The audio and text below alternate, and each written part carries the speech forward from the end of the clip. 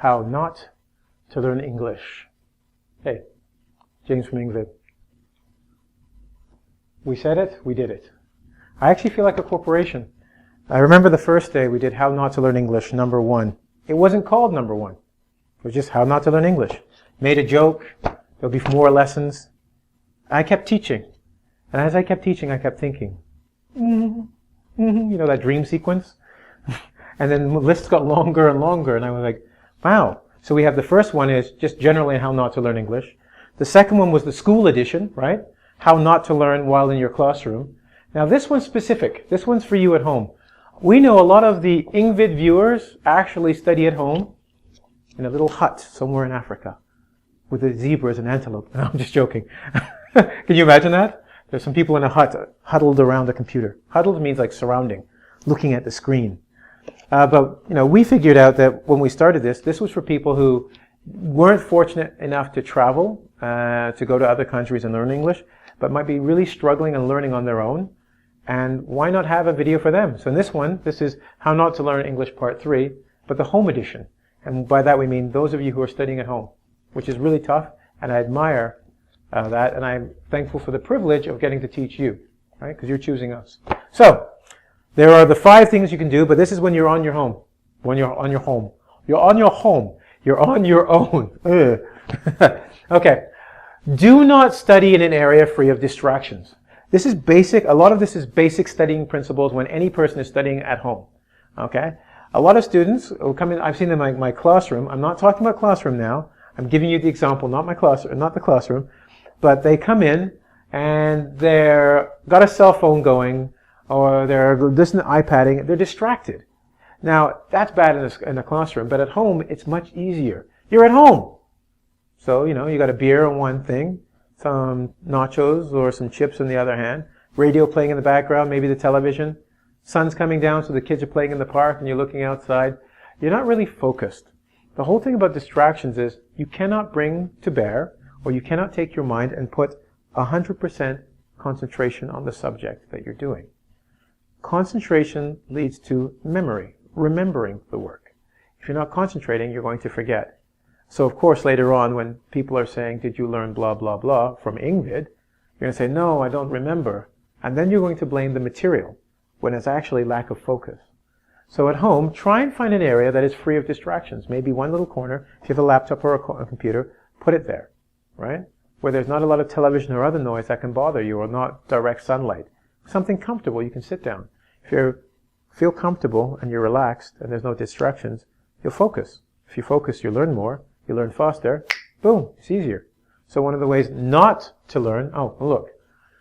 Mr. E doesn't look happy because his cousin Syl the Snake is here. And notice everything in red is Syl the Snake. He's like, yeah, man, do this, because then you can pay more money or spend more time. Ha ha ha ha. He's evil. Give him some horns. Sylvester the Snake. And some fangs. He's an evil snake. Mr. E is not happy because he's like, this is not why we started engVid. It's to help people learn. See that noise? He's angry. He's not going to take that. So watch out for Syl the Snake, right? Sinister snake. Okay? So do not find an area. Find lots of distractions. Watch soccer as you study English. Good luck. The next one is, when listening, always watch with subtitles. I teach a listening class, and in my class, it's kind of famous because there are no subtitles. And we watch some really crazy movies. Sometimes they speak really fast English like this, you know what I'm trying to say, right? Or they'll be talking about very deep matters that pull upon the heartstrings and deliver such utterances that have never been heard, you know, in an eon, an epoch such as this. And you're, whoa! So the students are blown away. They're like, where are the subtitles? Those are the words underneath that are translated so you can read it. And I would say to them, if you're trying to listen, then listen. Learn to focus. And then find out where the breaks are to learn what the words are, and we can always pull back. Well, once again, you're on your own. So how does somebody do this? Because you're going to say, I don't have a teacher, I got you. And you're not helping me when I'm watching the movie. I'm like, well, maybe we will develop a product that will help you. Yes, maybe we can. Give you a little bit of movie snippets. We'll see. A snippet is a small part. No. Mr. E say, no movies, no copyright infringement, no jail time. Okay? But maybe. We'll see what we can do. But besides that, until then, here's what you can do at home. And that's why this lesson is on. Watch the movie Watch 2 minutes or 3 minutes without subtitles. Just watch it. And then I'm going to suggest you write down what you hear. And then go back and play it again. And then listen with the subtitles. Check to see what you caught. If you caught 4 words out of 10 words, then you know 40% is what's going in. You caught 6 out of 10, you got 60%, and so on and so forth. It's a great way to check. Also, because it's on the paper, you can't lie, so you focus more. Because you know the number of correct words is what you actually heard, so you're going to try harder. Boom. Instant increasing in learning, right? Yeah? Okay? So, and it's not a mistake. It's good for you. You can do this at home. Number 3. Look, you're studying at home. I know for a fact you've watched our videos on S, T, and D, pronunciation. I think John's got one. Yeah, see, mentioned a teacher there. So there are techniques you've been taught. Why don't you practice them? Right? You don't have a teacher. You're not in a classroom. If you're taking the time to learn it, why don't you practice things to help you, right? A lot of students do this. They go, I know this rule. I go, do you practice it? No. Oh, so okay. So when you learn to walk, you just dropped out of your mother on the ground and then started walking, just like that. No, you tried, you fell down, you tried, you fell down, and one day you walk, then you run. Same goes with the technique. If you learn a technique, practice it. I often tell students who are learning vocabulary, use the word 3 times the same day and then write a sentence. Look, I just gave you a technique. Why don't you do it? I've just done vocabulary words before. Maybe we did one on arrogance and that. Write it down 3 times, write out the meaning, write out a sentence, then in the day. When you see somebody who's arrogant, you go, he's a rather arrogant man. Or that was a rather arrogant statement. I can't believe you think that. Right? And then pretty soon, before you know it, boom, stuck in your head. Yours for life. Number 4. Actually, you know what? I'm going to change it. Number 4 will become number 5 and vice versa. Vice versa means and switching. There's a reason why. You'll see the logic. See? I do things on the fly here, man. On the fly. You got to stay with me. Stay with me. All right. Number 4. Now is number 5. Don't make a specific time for studying. Humans are creatures of habit. And what I mean by that is we get into routine and we stay in it. And that routine is good and bad. In this case, for English, it will be good.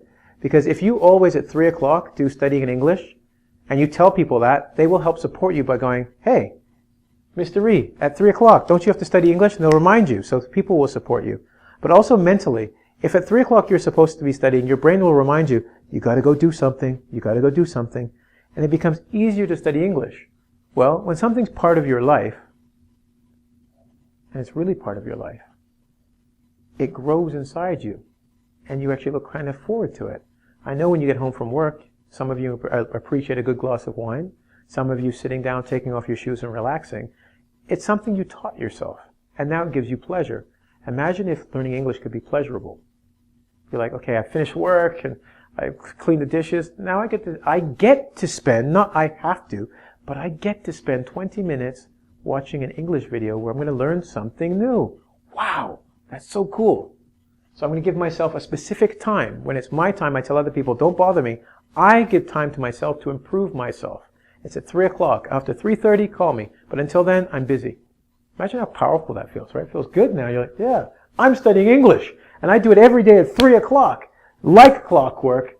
And everybody respects that time and helps support me do that. You're going to learn faster. It gives you more confidence. Now, number 5. All of this is great, but you're at home. At school, the teachers will try to find a way that helps you study best. But for you, my friends, you have to be responsible for what you do at home, and you're going to have to find the best way to study for you. Now, when we took this TESOL course I had to take, we learned there are like 7 ways, but I always say there's basically 3.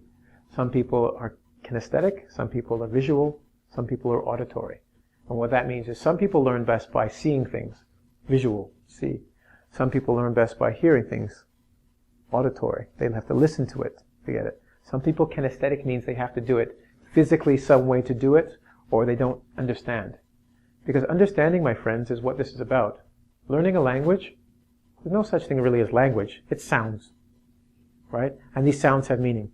But really what you need to do is understand what these sounds mean to people. When I do this, you know what it means. It's not because of the movement. There's an understanding that this is goodbye or this is hello, depending on the context. Same with learning a language, right? And for you to understand, you need to find the best way for you to understand. The words don't matter. It's the understanding that does, right? So you need to find a way to find out what's the best thing. Early in the morning, late at night. With a friend, by yourself. With a specific area, maybe no, moving around, being free.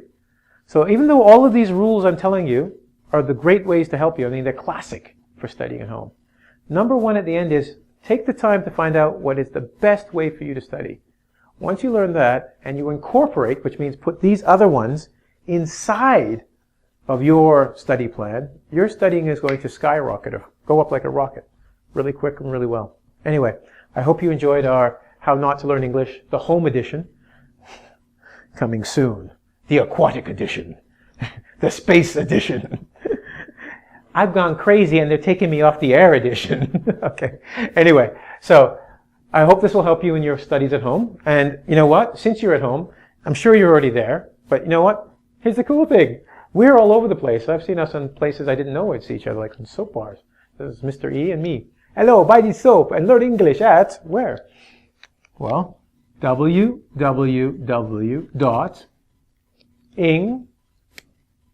as in English. We should do this. Ing, as in English, right?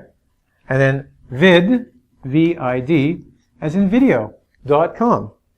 Well, you'll find myself, a host of other teachers, Sylvester the Snake, Mr. E the Worm, and this guy, Monkey Shrimp.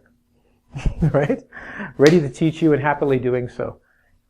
Keep up with the home practice, because to me that's always the most important part. Right? Anyway, have a great day. See you soon.